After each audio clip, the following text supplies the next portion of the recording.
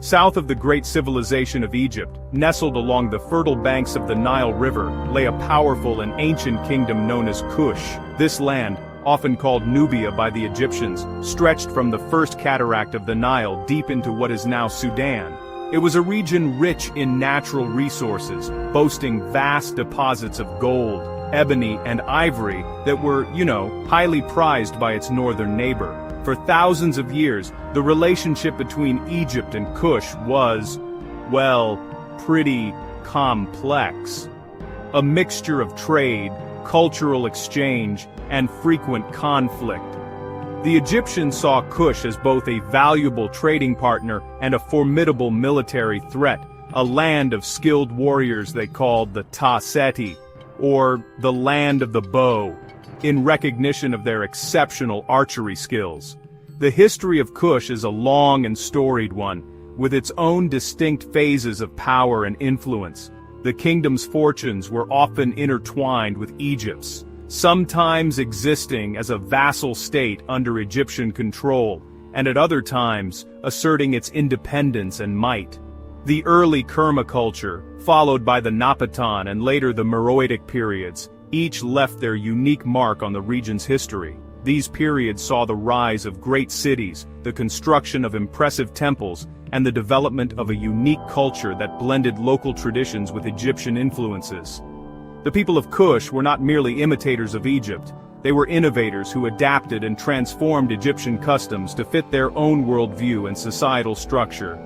This essay explores a remarkable period in history when the tables turned dramatically. It was a time when the supposed periphery became the center, and the conquered became the conquerors. Around the 8th century BC, as Egypt languished in a state of political fragmentation and weakness, the powerful kings of Kush seized a unique opportunity. They marched north, not as mere plunderers, but as restorers of tradition and order. They saw themselves as the true heirs of the pharaonic legacy, destined to reunite a fractured Egypt under their rule and revive its ancient religious and cultural glory. This was the dawn of Egypt's 25th dynasty, the era of the Black Pharaohs. The story of the Black Pharaohs is a crucial chapter in the history of both Africa and the ancient world. It challenges the conventional narrative that often places Egypt in isolation, disconnected from the rest of the African continent. The Kushite conquest reveals the deep and dynamic connections that existed along the Nile Valley, showing that power and cultural influence flowed in both directions. It is a tale of ambition, piety, and the enduring power of cultural identity. We will journey back in time to understand the conditions that allowed for this extraordinary rise, explore the reigns of the great Kushite pharaohs, and examine the lasting legacy they left on the sands of time. A legacy that continues to be rediscovered and celebrated today. To understand the rise of Kush, we must first look at the decline of its powerful neighbor, Egypt. The New Kingdom, a period of immense wealth, imperial expansion, and monumental building projects, had long since faded by the 11th century BC. The once mighty empire, which had stretched from Nubia to the Euphrates, began to crumble from within. A combination of factors contributed to this slow but steady decay. Internal power struggles between the pharaohs in the north and the increasingly powerful high priests of Amun at Thebes in the south created a deep political rift. This division effectively split the country into two separate administrative zones, weakening the central authority of the pharaoh and making unified rule nearly impossible. This political fragmentation was worsened by a series of economic problems. The loss of Egypt's foreign territories meant a sharp decline in tribute payments and access to valuable resources like timber, copper, and silver. A period of climatic instability and lower Nile floods also impacted agricultural output, leading to food shortages and social unrest. The state treasury, once overflowing with the spoils of war and trade, became depleted. This economic strain made it difficult to fund the army, maintain the vast temple complexes, and project the image of divine power and prosperity that was so essential for a pharaoh's legitimacy. The great empire of Ramesses II was becoming a shadow of its former self. In this power vacuum, local rulers and regional governors began to assert their independence. The country fractured into a patchwork of small, competing city-states and principalities, particularly in the Nile Delta. Libyans who had long served as mercenaries in the Egyptian army established their own dynasties, such as the 22nd and 23rd dynasties. These rulers controlled parts of Lower Egypt but struggled to exert any real authority over the Theban priesthood in the south or the other rival chieftains in the delta. This period, known as the Third Intermediate Period, was characterized by constant political intrigue, civil war, and a general sense of disunity. Egypt had lost its way and its most sacred traditions were being neglected. The spiritual and moral decay was perhaps the most significant aspect of Egypt's weakness. The Kushite kings, observing from their southern capital of Napata, saw an Egypt that had abandoned the very gods that had made it great. Temples were falling into disrepair, religious rites were being ignored, and the divine order, or Ma'at, was in chaos. This perception was crucial. The Kushites, who had long worshipped Egyptian gods like Amun alongside their own deities, viewed themselves not as foreign invaders, but as pious champions of Egyptian tradition.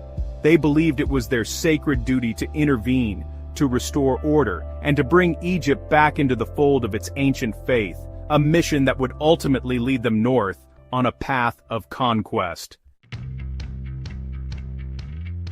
While Egypt was fragmenting, the Kingdom of Kush was experiencing a powerful resurgence. After the end of Egypt's New Kingdom occupation, a new native dynasty emerged, centered around the city of Napata. Located near the sacred mountain of Jebel Barkal, Napata became the political and religious heart of a revitalized Kushite state. The rulers of Napata, beginning with kings like Alara and his successor Kashta, consolidated their power over the lands of Nubia.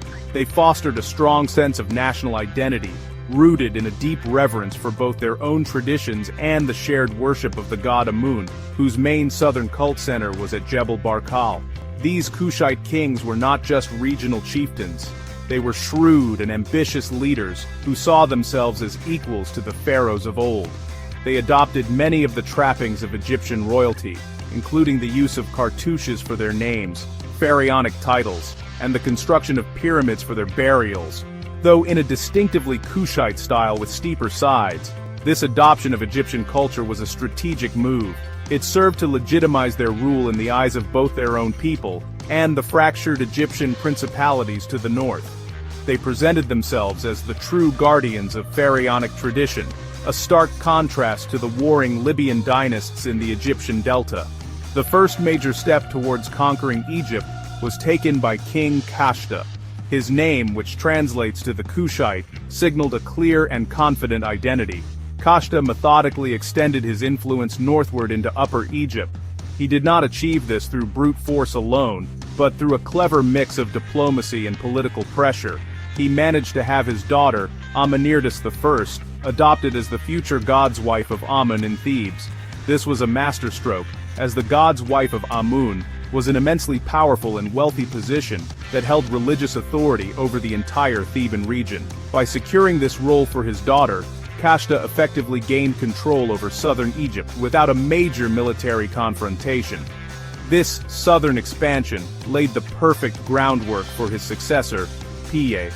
By the time Piye ascended to the throne around 744 BC, Kushite control over Upper Egypt was already solidified.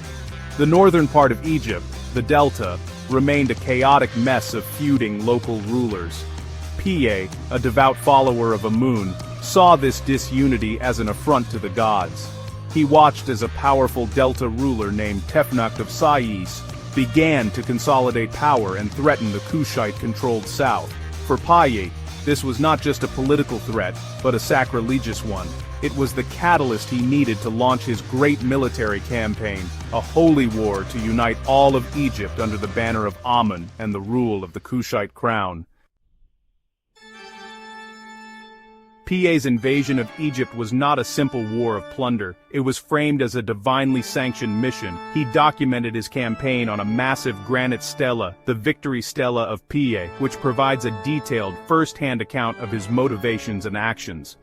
According to the stela, Piye was enraged by the news that the Delta prince, Tefnakht, was expanding his territory and demanding allegiance from other local rulers. Piye saw this as an act of rebellion against the true spiritual order. He gathered his armies in Napata, but before sending them north, he commanded them to purify themselves in the temple of Amun. He instructed them to fight not for riches, but for the glory of the god, emphasizing the religious nature of their quest. The campaign began with a swift and decisive military advance. Piye's forces moved down the Nile, systematically defeating the armies allied with Tefnakht. The Victory Stele describes a series of sieges and battles highlighting the discipline and strength of the Kushite army. One of the most significant moments was the siege of the city of Hermopolis.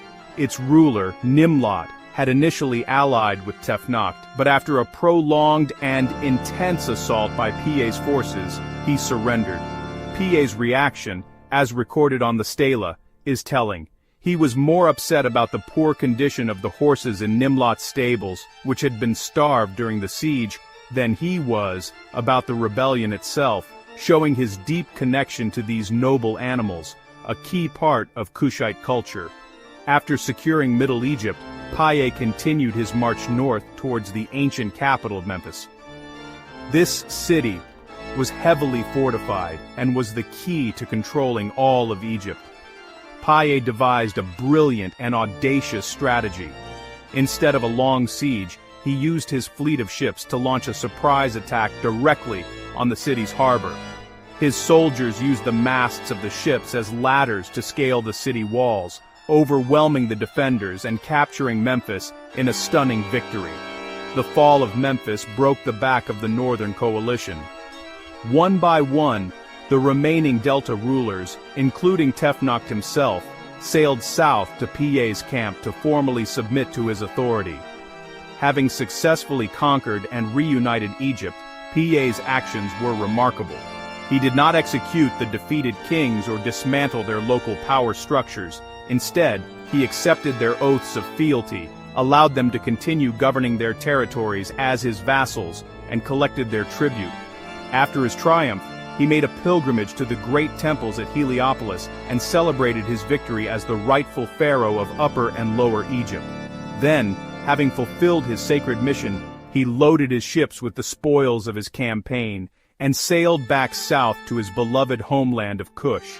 He had established the 25th dynasty, but he chose to rule his newly united kingdom from his ancestral capital of Napata, leaving the administration of Egypt to his local governors and his sister, the god's wife of Amun in Thebes. Following the reigns of Piye and his successor Shabaka, the most prominent and powerful of the Black Pharaohs, Taharqa, ascended to the throne in 690 BC. His reign is widely considered the zenith of the 25th dynasty. Unlike Piye, who ruled from Napata, Taharqa governed his vast empire directly from Egypt, primarily from the cities of Memphis and Thebes. His rule was marked by a period of exceptional prosperity and peace, largely thanks to a series of unusually high and predictable Nile floods. These bountiful inundations led to record harvests, eliminated the threat of famine, and filled the state's granaries, allowing Taharqa to embark on an ambitious building program that, honestly, rivaled those of the great New Kingdom pharaohs. Taharqa's architectural achievements were widespread and impressive, leaving a lasting mark across both Egypt and Nubia. In Thebes, he undertook extensive restoration work at the Karnak temple complex, which was the religious center of the Amun cult. He erected a magnificent colonnade in the main courtyard, with towering columns and a grand kiosk that even today still stands as a testament to his ambition. He also built and restored temples throughout Egypt, from the Delta in the north to the sacred site of Jebel Barkal in the south. These projects were not just about creating grand monuments, they were a clear statement of his legitimacy and piety, reinforcing his role as the true pharaoh who was restoring the glory of the gods. The prosperity of Taharqa's reign also fueled a flourishing of culture and trade. The Kushite Empire controlled the vital trade routes that ran along the Nile, connecting Central Africa with the Mediterranean world. Gold, ivory, ebony, incense, and exotic animals flowed north from Kush, while manufactured goods, wine, and olive oil traveled south. This economic vitality supported a cultural renaissance. Artists and scribes revived ancient artistic styles and religious texts, often looking back to the Old and Middle Kingdoms for inspiration. This period saw a deliberate return to classical forms, reflecting the Kushite view of themselves as restorers of a purer, more authentic Egyptian tradition. However, Taharka's prosperous reign was overshadowed by a growing threat from the east, the formidable Neo-Assyrian Empire. The Assyrians, with their highly disciplined army and advanced iron weaponry, were expanding their empire across the Near East and had set their sights on Egypt. Taharka engaged in a series of conflicts with the Assyrian king Sennacherib and later Esarhaddon, vying for control of the Levant. He is even mentioned in the Bible as an ally of King Hezekiah of Judah against the Assyrians. While he initially managed to hold them at bay, the military might of the Assyrians proved to be an overwhelming challenge, setting the stage for a dramatic and violent end to the Kushite Golden Age in Egypt. The rule of the 25th dynasty was more than just a political takeover. It was a profound cultural and religious movement. The Kushite pharaohs saw the Egypt they conquered as a civilization in decline, having strayed from its ancient traditions. A central theme of their reign was a deliberate and systematic renaissance, a return to the values, artistic styles, and religious practices of Egypt's glorious past, particularly the Old and Middle Kingdoms. They positioned themselves not as innovators, but as restorers of Ma'at, the divine concept of order, truth, and justice. This ideological foundation was crucial to their legitimacy and was reflected in nearly every aspect of their rule. In art and architecture, this classicizing trend was unmistakable. Sculptors working under the Kushite pharaohs created statues that emulated the serene and powerful forms of earlier periods. Royal portraiture, for example, often combined realistic Kushite facial features, such as fuller lips and broader noses, with the traditional Egyptian pharaonic regalia, like the double uraeus cobra on the brow, symbolizing their rule over both Kush and Egypt. They also revived the practice of pyramid burial for the royal family, something Egyptian pharaohs had abandoned for rock-cut tombs nearly 1,000 years earlier. The Kushite pyramids at El Kuru and Nuri, though smaller and steeper than their Giza counterparts, were a powerful symbol of this return to ancestral tradition. This revival extended to religious texts and practices. Scribes were commissioned to find and copy ancient religious documents from temple archives. One of the most famous examples is the Shabaka stone, a slab of granite inscribed with a theological text that King Shabaka claimed to have rescued from a worm-eaten papyrus. The text describes the Memphite creation myth, elevating the god Ptah. By preserving and promoting this ancient story, Shabaka was not only saving a piece of religious heritage but also aligning himself with the very origins of Egyptian civilization and asserting his role as a pious guardian of sacred knowledge. This act was a powerful piece of political and religious propaganda. The Kushite pharaohs also placed a strong emphasis on restoring the temples and priesthoods that had been neglected during the Third Intermediate Period. Taharka's extensive building program at Karnak and other sites was a physical manifestation of this commitment. They poured wealth into the cult of Amun, the god who they believed had sanctioned their rise to power. Furthermore, the Kushite king strengthened the position of the god's wife of Amun in Thebes, a role held by royal Kushite princesses like Amenirtis I and Shepenwepet II. These powerful priestesses controlled vast estates and wielded immense religious authority, ensuring that the heartland of Upper Egypt remained firmly under Kushite ideological and political control. The Kushite Empire was a unique and powerful entity, distinct from the Egypt it came to rule. While the Black Pharaohs deeply admired and adopted Egyptian culture, they did not simply become Egyptian. They maintained their own strong Kushite identity, creating a fascinating cultural synthesis. A key element of Kushite society was the powerful role of women, particularly the royal women. The Queen Mother, or Kandake, a term that would become famous later in the Meroitic period, held immense influence in the succession of the king.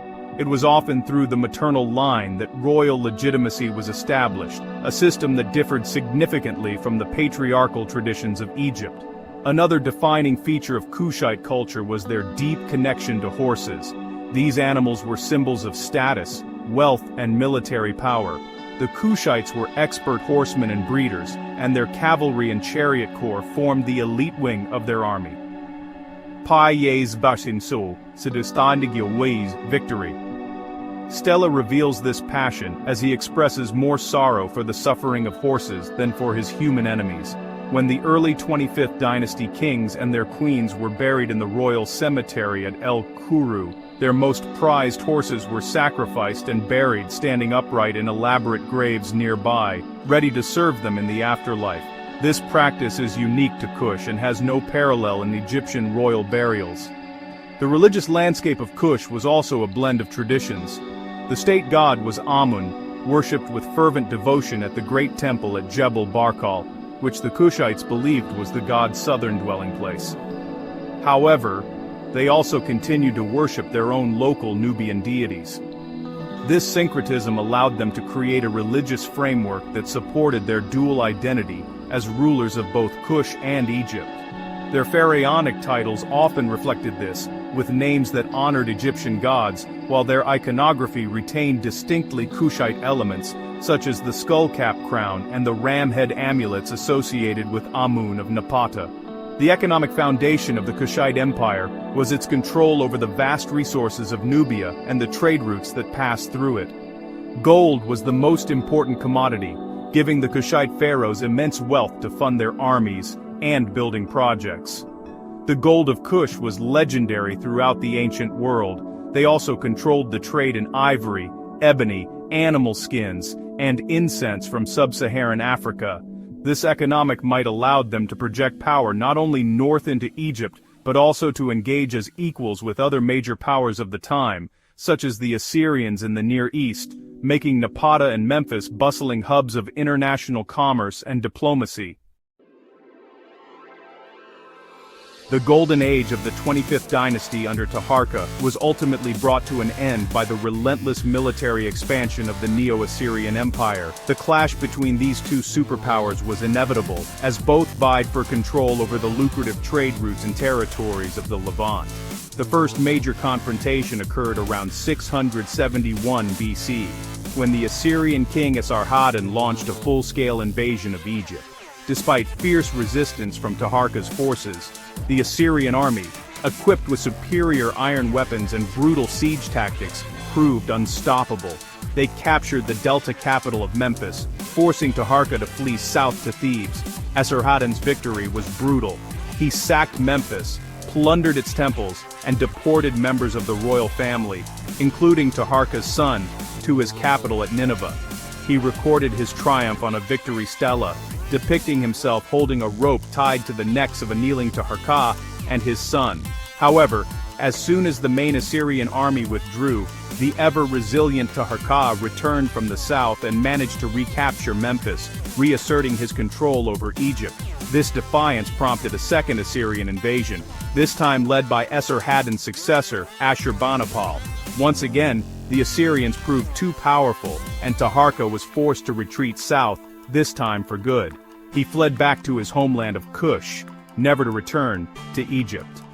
After Taharqa's death in Napata, his nephew Tantamani made one last, bold attempt to reclaim the family's Egyptian throne.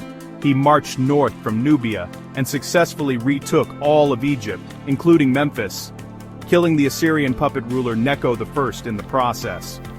However, his victory was short-lived. The news of this rebellion brought the full wrath of Ashurbanipal's army down on Egypt. In 663 BC, the Assyrians launched a devastating campaign.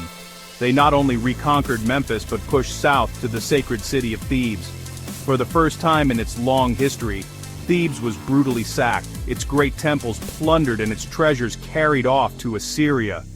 This catastrophic event sent shockwaves throughout the ancient world. The sack of Thebes marked the definitive end of Kushite rule over Egypt. Tantamani retreated south to Napata, and the 25th dynasty's control over Egypt was broken forever. The Assyrians, finding Egypt too difficult to govern directly, installed a new native Egyptian vassal king, Psamtik I, son of the Necho they had previously supported. Psamtik I would go on to found the 26th dynasty, shaking off Assyrian control and reuniting Egypt under his own rule. Although the Black Pharaohs' century-long reign in Egypt was over, their kingdom in Kush did not fall. They simply retreated south, where their civilization would continue to thrive for another 1,000 years, eventually shifting its capital further south to the city of Meroe. The story of the Black Pharaohs and the Kingdom of Kush is a vital and often overlooked chapter of world history. For nearly a century, these powerful African kings from the south ruled over one of the most ancient and celebrated civilizations on Earth. Their legacy challenges the simplistic, often Egypt-centric view of ancient history along the Nile. It demonstrates that cultural and political influence was not a one-way street flowing from north to south, but a dynamic and complex interchange between two great African civilizations. The Kushite rule over Egypt was not a period of foreign domination, but a time of reunification and cultural revival driven by a shared religious heritage. The most tangible legacy of the Black Pharaohs is the remarkable collection of monuments they left behind, from Taharka's grand colonnade at Karnak in Egypt to the steep-sided pyramids at Nuri and El Kuru in Sudan. These structures stand as enduring testaments to their power, wealth, and piety. These archaeological sites, particularly those in modern-day Sudan, offer invaluable insights into the unique culture of Kush. They reveal a society that skillfully blended pharaonic traditions with its own distinct identity, creating a powerful and original synthesis. The rediscovery and study of these monuments have been crucial in piecing together the true story of this great African kingdom. The tale of the 25th dynasty also serves as a powerful corrective to historical narratives that have marginalized or ignored the achievements of Black African civilizations. For centuries, Western scholarship often struggled to accept that a kingdom from Black Africa could have conquered Egypt and produced rulers who were the equals of Egypt's most famous pharaohs. The evidence, from their own detailed inscriptions like Piye's stela to their mention in the Bible, the Nile. The story of the Black Pharaohs affirms the central role of African peoples in the development of ancient civilization, and provides an inspiring example of a powerful and sophisticated African empire that left an indelible mark on the world stage. Ultimately, the importance of Kush's story lies in its lesson about the fluidity of power and the enduring strength of cultural identity. It reminds us that history is not static, and that empires can rise from unexpected places. The Kushite kings, who once lived under the shadow of Egypt, rose to become its saviors and rulers, driven by a conviction that they were the true inheritors of its oldest traditions. Their reign was a testament to their ambition, military skill, and deep faith. By studying the Kingdom of Kush, we gain a richer, more complete understanding of the ancient world, and a deeper appreciation for the complex and interconnected history of the African continent.